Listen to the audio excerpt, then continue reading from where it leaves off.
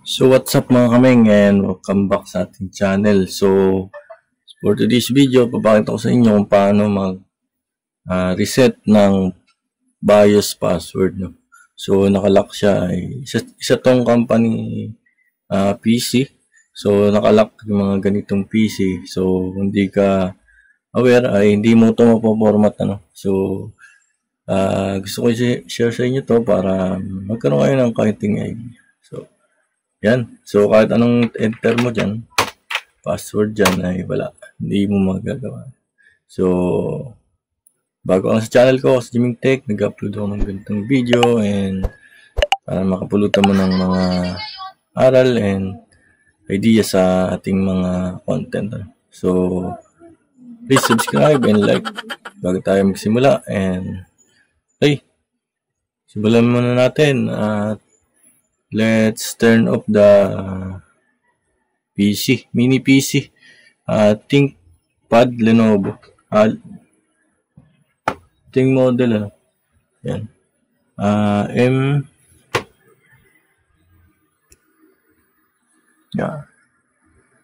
this is model from mini PC Lenovo, yan, i5 9th gen. Okay, so turn up the PC. Patay natin. Then unplug the cable.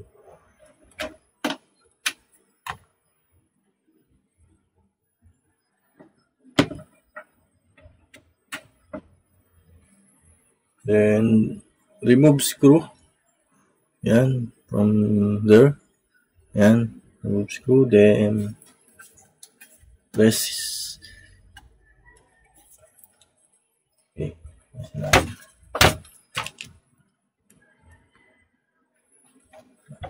Then remove the cover. Yan, tanggalin natin yung cover. Then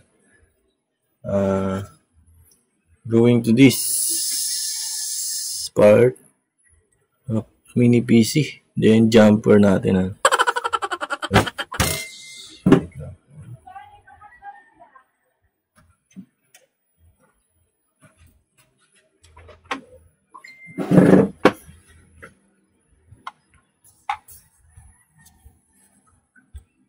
Okay guys, then jumper these parts.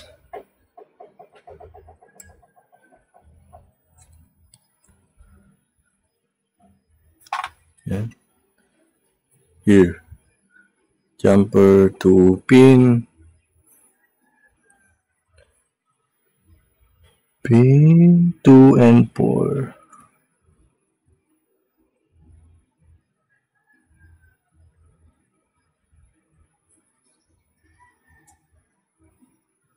Okay, then remove.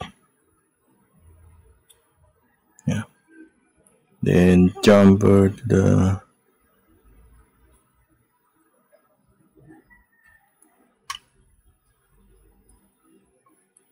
okay.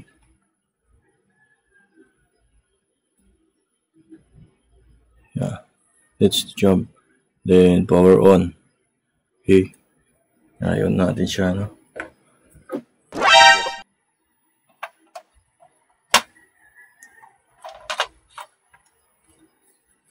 Then plug the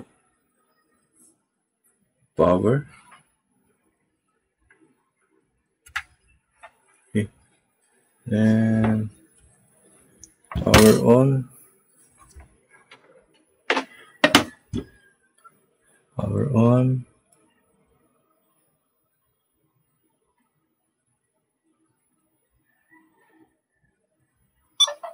Yan. Then magbibip siya ng dalawang beep.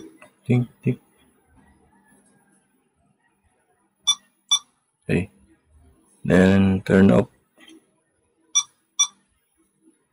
Turn off.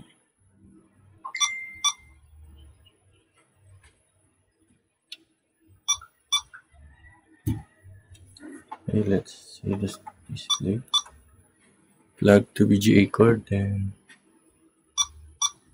wait. then turn off.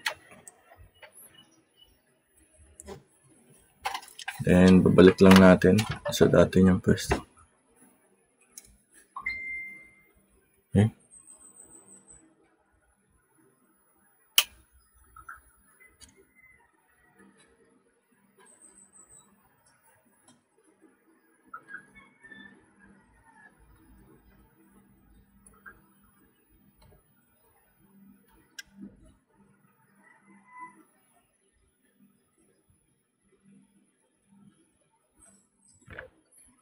Then balik-balik.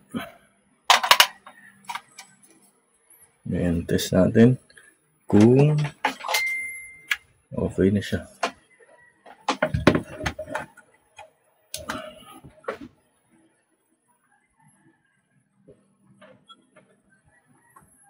Ating gumana.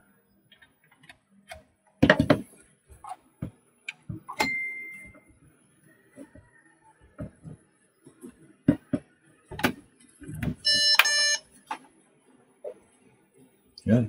Let's do this.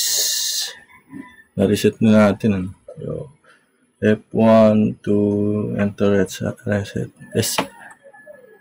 Okay. Di pala nakita si screen. No. So, BIOS is reset. Done. And yan. Security. Secure boot. Then off. Secure boot off, then F10 save. Okay, yun lang ang ating video, no? So papakita natin, input natin itong voice natin.